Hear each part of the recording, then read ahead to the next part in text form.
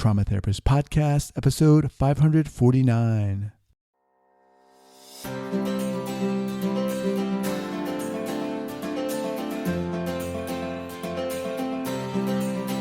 All right, welcome back to the Trauma Therapist Podcast. My name is Guy McPherson.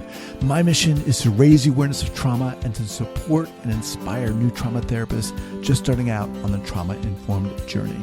I do that with my membership community, Trauma Therapist 2.0, my online courses and workshops, and the Trauma Therapist newsletter. If you're a therapist of any kind and you work with individuals who've been impacted by trauma, I invite you to head on over to my website at thetraumatherapistproject.com. That's thetraumatherapistproject.com. All right, let's get started.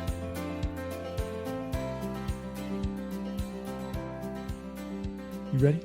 I am ready. All right. You can see me okay, right? Yeah. Okay. Yeah, perfectly. All right, so here we go. So 5, 4, 3, 2, and 1. All right, folks, welcome back to the Trauma Therapist Podcast. I am very excited to have fellow New Yorker Katiuscia Gray as my guest today. Katiuscia, welcome. Thank you so much, and thank you for having me. You're welcome. So Katiuscia is a licensed clinical social worker, certified yoga teacher, and psychotherapist. She graduated from Adelphi University in 2006 with an M.S.W. in social work, and she received a yoga certification in 2018. In 2019, she became a certified clinical child and adolescent anxiety treatment professional. Katiuscia is the owner of Mind Meets Movement Counseling Services, an integrative health practice in Valley Stream. Is it also, you said Lynbrook? We just Lynbrook? Expanded to Lynbrook literally a couple of weeks ago. Okay. So it's in Lynbrook, Long Island. It focuses on individual, children, adolescents, young adults, and families. She and her team utilize unique and creative methods to help clients get the most out of their sessions, linking mind and body in the process. All right. So once again, thanks so much for taking the time to do this. Thank you for having me. You're welcome. For your podcast. Oh, I appreciate that. Excited to be here. Awesome. Well, let's talk a little bit about that. I mean, not my podcast, but so you initially heard the podcast and you were like, I'm wondering if he's going to have me on the guest. So what was why did you want to come on the podcast? So my whole goal in this journey that I'm on of self-healing and reflection, particularly since the pandemic, is to make more people aware of what healing looks like, what this healing journey looks like, right? I'm a woman of color. In my community, most people think healing looks like, I'm not even quite sure what they think that it looks like, right? I hear crazy stories that, I'm sitting on the couch and, you're judging me, and therapists don't often look like me, et cetera, and et cetera, and et cetera. So my whole journey, my whole healing journey, my whole reason for being here, in my personal opinion, is to show people and to tell people, first of all, I'm a psychotherapist. I come from the exact same neighborhoods most of the people that I treat come from. Right? I've probably gone to similar experience that most of the people that I treat come from. I just got more tools and more knowledge, and I'm on this other side of the fence to tell you and show you what healing looks like. And it looks like you, it looks like me. Awesome. All right. So let's kind of back into that in a sense. How did you get to that point? What was your journey like? So I have not had an easy journey. I come from a lot of childhood trauma. I come from a lot of really difficult domestic violence. I watched my mom get physically abused for many, many, many, many, many years. There is a lot of alcoholism in my family as well. Not so much drug addiction, at least I don't think so, but a lot of alcoholism. My mom remarried. My dad was an alcoholic. And a heavy, heavy, heavy smoker. She left him. She got with my stepfather, who was, the only words that I could describe it was being a monster. He was an alcoholic. He was physically abusive. He was sexually abusive. So growing up in all of that and all that trauma, right, it does something to you. It does something to you. It's stays in your body, it stays in your nervous system, it stays in your mind. My mom decided not to leave him. I don't know why. I was subsequently removed from CPS and was placed to live with my grandparents, Mm. who essentially had a big rearing and raising me. And my grandparents were very, very Catholic. My family's from Haiti, so they were very, very Catholic. And it never really resonated with me, that Catholic, and nothing is wrong with that. It just never resonated with me because it was thrown down my throat so much. I wanted to find my own journey. And so, because of all that trauma, me growing up as a teenager, I was always hyper vigilant. I always thought somebody was coming for me, somebody was after me. I was always upset. I was always angry. I was always quick to go to 100. I was always fighting. I was always aggressive. And it was because I was traumatized and I didn't have the language to say to people, I'm hurt. I'm in pain. What this person did to me, what this person did to my family has traumatized my total existence and I need help. And the people around me didn't have the language. They would just say, she's a bad girl, just let her go off and do X, Y, and Z. And eventually I did. Even though I was a great student, I was still traumatized, super traumatized. And it wasn't until, I'm going to say, my 20s until I said to myself, there's something going on with me. This is not a normal way for me to live my life. This is not normal. What do? I didn't know anything about therapy. No one in my neighborhood knew anything about therapy. It was a guidance counselor at school that said, maybe you should go see a therapist. And I was like, therapy? What do we think about therapists, right? That they don't look like us. They're not going to really understand me. That was the interpretation that I had. So when I went to see my first therapist, it happened to be an older white man, and I just was not feeling it.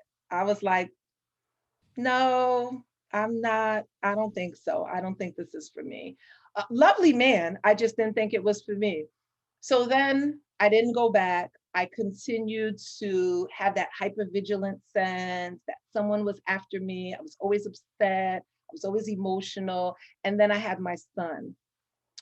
And what I noticed is part of this healing journey, when you have children, children often have a difficult time regulating their own emotions, right? So if you're a parent and you can't regulate your emotions to help this kid, it's going to amplify things times 10.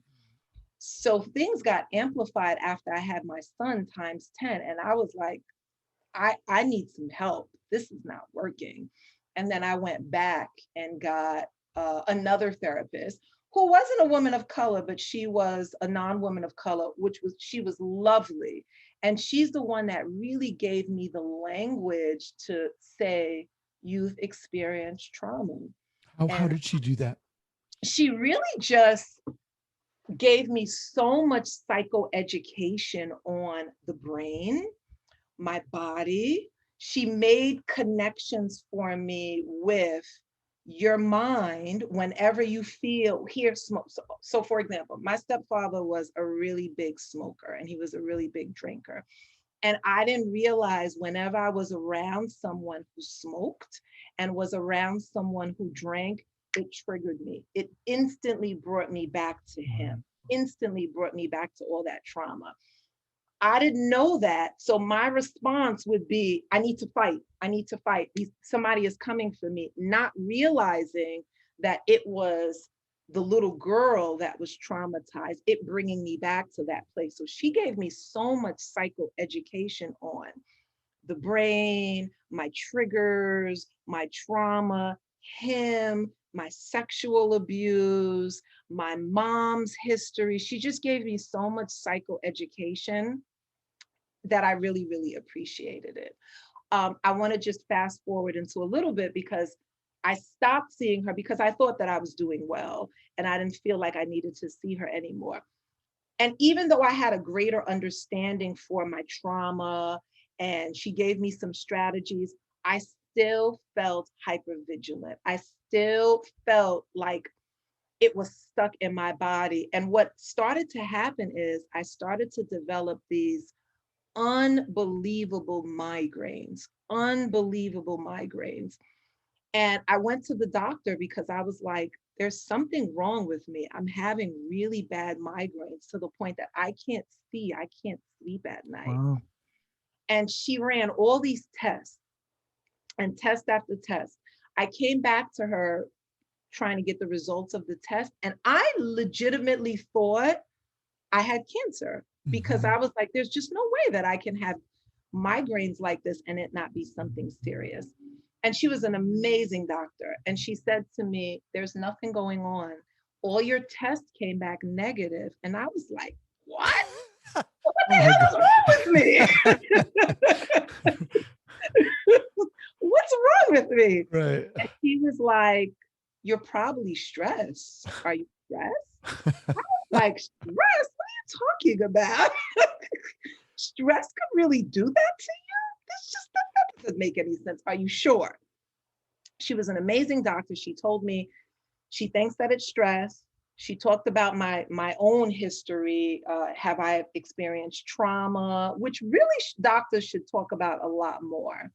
She talked about, she asked me questions if I have ever experienced trauma. I shared a little bit about my trauma history. And she is the one that also said, it probably is stuck in your body and in your mind, Wow. right? So, second person to tell me this. And I was like, okay, but I already went to therapy. What do I do now? She was like, you should take a yoga class. And I was maybe 27, 28. And the idea that I had of yoga, and no offense to anyone in your audience, was a skinny 80-pound white woman doing head on their head. Well, I think that's fair to say. I mean, most people have that opinion for a reason. Right. Because that's what you see. That's Right. what you see on TV. That's what you Right. see in advertisements. And so when she said that to me, I was like, I'm not doing that. That sounds like the most ridiculous thing. I don't know how to do headstands. That's not my thing. And she convinced me to give it a try. And the yoga that she recommended was restorative yoga. And restorative yoga is not a lot of moves. It really Mm. is just props, and the lights are dim. Sometimes they have candlelight. Sometimes they give you holistic oils. And it's really light, small movements, but it focuses more so on the breath and calming yourself down and making connections with your mind and body. And Guy, the class was 45 minutes. When that class ended, first of all, I was only one person of color. So that was A. But when that class ended, I never felt so relaxed in my entire life. Wow. In my entire life. And I said, whatever that was, I need more of it. I need more. And people in the world need to know what yoga really does and what it actually is. And then I just became on the journey of, I need more yoga. Now, what do Wow. I do with it? Wow. How awesome. Okay. So, how old were you at this point? Were you in school at this point? So at this point, I was already done with grad school. Okay. And I had my second daughter my second child. I had a daughter at that time. So I'm going to say 31, 32, around that age range. Okay. So, were you a therapist at this point? I was a therapist at Okay. this So you were point. a Yep. therapist at this point. And when you decided to be a therapist, what was your goal in doing that? My goal for therapy was really to help people make greater understandings for themselves. I always say the same line that I use with all my patients when they first come to me is, we need to understand why you move the way that you move. Why does X correlate with X and Z, right? Why do you get triggered so often? Why do you get anxious so often? It's connected to something. It's connected to something bigger. We just need to uncover and unpack what that actually is for you. And I really wanted to, I work with everyone, but my goal and my passion was really to work with people of color I wanted to work with children. I wanted to work with families, because families, there's this misconception with children that they don't have any problems. And it happened to me when I was in that phase of being angry and upset. Everyone just thought, this is just the way that she is. She's It'll always pass. like She's resilient. Right. she's resilient, she's okay. Not even thinking to say, are you okay? Mhm. Are you okay? You've had this traumatizing thing happen to you. You're not with your mother. You're not with your brothers. You are now living with your grandparents and you have been removed from your family. Are you okay? No one never asked me that, Right. Wow. which is amazing, Right. which is really crazy when you think about it. Right. And I really wanted to give the space for families and kids to understand kids have stress as well, and kids have problems as well. Right. Yeah, I love what you're talking about here, and I love your mission, and I love your energy, and it really feels, Katiuscia, like you have a purpose.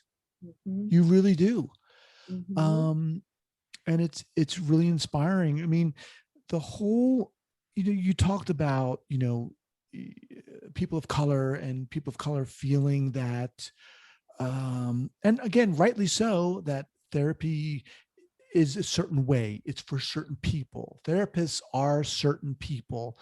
They're not going to understand me. How do you work with that when your clients come to you? What do you do to, I don't know, challenge that belief in a sense?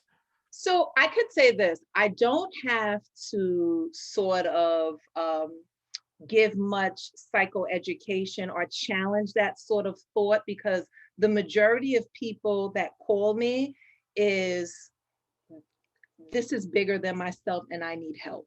I need help. And so now that I know that I've reached my bottom and I need help, I just need to find the right therapist. And I just want to Mhm. know if you are the right fit for me. So it kind of always starts with that. Because I don't work with mandated people. I work with just self referrals, referrals from the community, people finding me on the internet, online, wherever they find me. So when they come to me, they automatically want to work. What's interesting is the still stigma, just because I'm a woman of color, they still kind of think I am not of them. I am not them per se. I am still this therapist on the other side that has Mhm. their life together. That I have one patient who, it's so interesting how what patients think of you. He always says, "You never have any problems. I picture you as Buddha, with all the answers." And I'm like, that is so not true. That is so not true. So I don't really have to do much convincing with that. But what I do make people understand is I'm myself. And so in myself, in this therapeutic role, I often curse sometimes Mhm. because I'm a real life person. Mhm. I often call them out on their crap when they are thinking that they can, pull the wool over my eyes. So I'll say things like, that doesn't make any sense, right? So you ready to just tell me the truth? Just tell me the truth. Right, right, right, right. I love it. I love it. When you first, so let's talk about kind of an early clinical error in a sense. When you went into this, did you feel, look, you went to graduate school, you got the education, you had this title. Did you feel like, for example, you had to know all the answers, or did you go into it thinking, I need to fix? What, share a little bit about that. Absolutely. I think we all go through that as new therapists, that I need to fix people. I need to understand everything. I need to do everything that I can to help this family. This is an interesting story. So I said earlier that my family is Haitian descent. And most of the people that come from Haitian descent, at least from what I have experienced, the parents are very aggressive, particularly Caribbean parents, right? They can be very aggressive towards the kids. They could be very ruthless towards the kids. They have no regard for kids. And I'm sure that this happens in all cultures, but Mhm. I'm specifically talking about in my culture. So every Haitian family that I've met has essentially always had a story very similar to mine. And I remember I was maybe 27, 28, and I used to work at a clinic. And there was a Haitian family, and I was like, good, this is gonna be great because I know this culture and I got it and I know all the answers. And I was talking to the mom and the family and the kid. The kid just had a little ADHD issues. And I was talking to the family and the kid, and I was talking about all of these mean, aggressive issues that I had, that all the people in my community had. And she was like, no, that's not us. And I was like, oh, yikes. So what are you? What happened with you? And she was like, we actually had a beautiful life. We lived Wow. in a mansion in Haiti. We had servants. We uh, ate every day. I went to private school. I went to a university out there. I got my degree, and I was like, oh, yikes. What do I say? And here and I felt so guilty because I was like, I'm totally stereotypical and I am making this about me when it's not Mhm. about me. And I had to really sit with my supervisor and process, what was that all about? Why do you think I did that? And we really had to sit with that for a bit. Wow. Wow. So, how did Mind Meets Movement counseling come about? Mhm. So I had my own practice. I've been doing therapy now for over 15 years.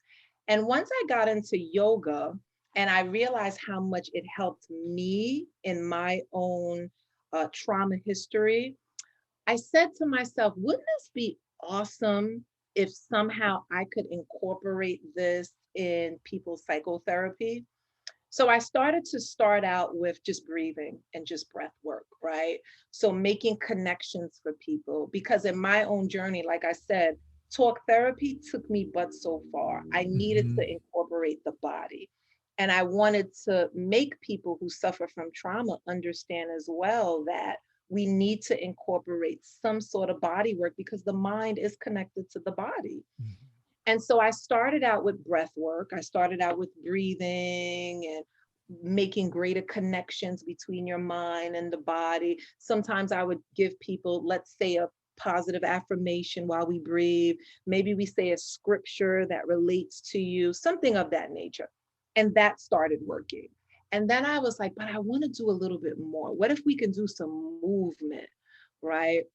And then I started to do movement, clearly with people's consent.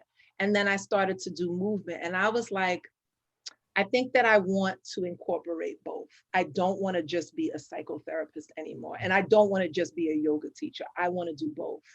And so when I created Mind Meets Movement Counseling, I wanted people to understand that if you are coming to see me, we are incorporating both because you're coming to me because you want to try something different. Maybe the CBT and psychotherapy, it's just not enough. And maybe you doing yoga is just not enough. We're going to combine both. And I have to tell you, I have never been busier. I have never been busier. That's awesome. Let me ask you a question. You Yeah. know, you talked about people of color and their attitude. I mean, it's I don't want to generalize, but Mhm. their attitude towards therapy, is that shifting? Yes. How I so? I see a huge shift. There's most people of color suffer a lot from trauma, right? And trauma doesn't encompass just physical abuse or sexual abuse. Trauma encompasses abandonment, right? Trauma encompasses poverty. Trauma encompasses drug addiction, drug abuse in your neighborhood, being around all of this violence all the time. And trauma encompasses racial trauma. I mean, my God, look what we just experienced in during this pandemic. We saw a man of color be killed on live TV. Super traumatizing, not just for the world, but for people of color. And I think people started waking up to how traumatic not just that was, but how it triggered them with their own stuff. So I Mhm. would get calls from people that would say, this George Floyd thing has just really unnerved me and it's just really traumatizing. But then when they come in and you unpack it, you start to realize all the trauma that they've experienced Mhm. and how this one more thing has just exploded for them. So I think mental health is here to stay. I think a lot of people of color are starting to see the benefits. Celebrities are talking about it now, which makes it good. Oprah just wrote a really good book with this Miss physician. Perry, It's a great yeah. read, What great book. happened I to just you? downloaded What Happened to You. I just downloaded it on Audible. It's a great read. A lot of men of color out here in New York that are on radio stations have been really open and shared about their own mental health history. So a lot of people of color have been really looking for therapy and looking for therapists of color. The problem now is there's just not enough therapists of color. That's the Mm. problem now. Mm. Wow. All right. So now, do you have people working with you? Do you have a team? What talk about that a little bit? I do. So it used to be just me, but then I saw how busy I got, and clearly I can't see everybody because I have to take care of my own emotional health. So I just started a group practice. So now I have about 5 therapists that work under me. Wow. They're not yogis, but they do practice holistically. So they are taught and they are utilizing breathing and play therapy for the kids. So alternative ways, they're just not yogis, which is fine, which is fine. Okay. So for the people listening out there, for the people of color listening out there, if it's hard. We all know it's hard to find a therapist that you're going to fit with. How would you advise, let's say, people of color who want to find a therapist to go about doing that? Mhm. I would say to look online. So Psychology Today is a great resource. There's a filter that you could put woman of color, man of color, your zip code, and it really narrows it down. There's a few more other websites as well. There's Therapy for Black Girls. That's a good site. There's Therapy for Black Men. That's a really good site. There's cliniciansofcolor.org. That's also a good site. And read profiles. Find out if they take your insurance, read their profiles, see if you connect with them from reading a little bit about their profile, Mhm. right? And then give them a call, right? Most therapists, we give at least a 5-minute consultation. I know I do, and I know most people that I refer to does. And you just ask them, do you treat anxiety? This is what I've been experiencing for a period of time. I just want to make sure that this is the right fit, and interview your therapist. I mean, it's Right. not going to be an extensive interview, but it is going to see if this person is the right fit because therapy is very vulnerable. It's a very vulnerable process. Mhm. And you have to be able to have a great connection with your therapist so you can feel vulnerable and can speak about what's going on so you can finally get the help. Okay. Great advice. So before we wind up, I know we probably touched upon this throughout this interview, but what is it about doing this work that gets you going? In other words, when you're able to do what with a client, when you're able to experience what is it that you're like, you walk away and you go, yes, this is why I'm doing this. Yeah. So sometimes people will come in and they will be very zippy. And when I say zippy, I mean that they're triggered. Clearly, something happened throughout the day that was very triggering for them. And when we sit down and we have our sessions and I make greater connections for them. So why, when she said this to you, it got you all riled up? What is that about? What do you, let's go back. Let's go back into when's the first time someone made you feel that way, right? And we'll go into the whole story of childhood. Maybe something traumatizing has happened, maybe an emotional abuse, maybe this, maybe that. So that's one big piece that I love, because their eyes light up, because they didn't realize that one thing that my mom did from 6 has Right. been following me my whole life. Right. Right. Right. Yeah. So that's one part that I always feel like, yes. And then part 2 is, okay, so now let's sit in that just for a little bit, right? Let's sit in that for a little bit, because you've created this story and this narrative in your head that whenever someone looks at you that way, they don't like you. They're mad at you. They're talking about you. And that's not real. That is the story that you've created. That is your brain on trauma telling you that that's your mother when it's not. You're just here in this room safe with me. So let's do a little breathing exercise. And then I'll say something like, put one hand on your heart, one hand on your belly, and feel your body, feel the sensations, because this lets you know that you're here and you're present. And then I'll say, close your eyes if that feels comfortable, and then just breathe in through your nose and exhale it out. And when we exhale, we sigh it out so we can let out all the stress and all the anger and all the depression. And we do that for a few minutes, and then we open our eyes and we come back to present. And I always say, how do you feel? And they go, I feel great. What was that? What'd you do? I didn't do anything. We just breathed. Oh man, I love that. Yeah. All right, Kat. Awesome. So as you wind down here, how about a go-to book recommendation, whether trauma related or not, or therapy related or not? What do you have? My go-to is The Body Keeps the Score. I know that he was on your show. He is my guy. I loved him. I read his book in undergrad. That book changed my life. It really made me have a greater understanding of the mind-body connection. And it's so funny how things always come back full circle. I met him like 5 years ago, and Oh, I wow. told him how much his book meant to me, how I got on my healing journey because of him. And he was so lovely and kind. He took a picture with me with the book. Oh, cool. Very cool. Kat, you are awesome, man. I can't wait to have you back. I'd love to have you back if you're willing to come back. Love your energy and your passion. I mean, this is what this podcast is about. So I'm so glad you listened and you're like, I want to get on that podcast, and I'm so glad you did.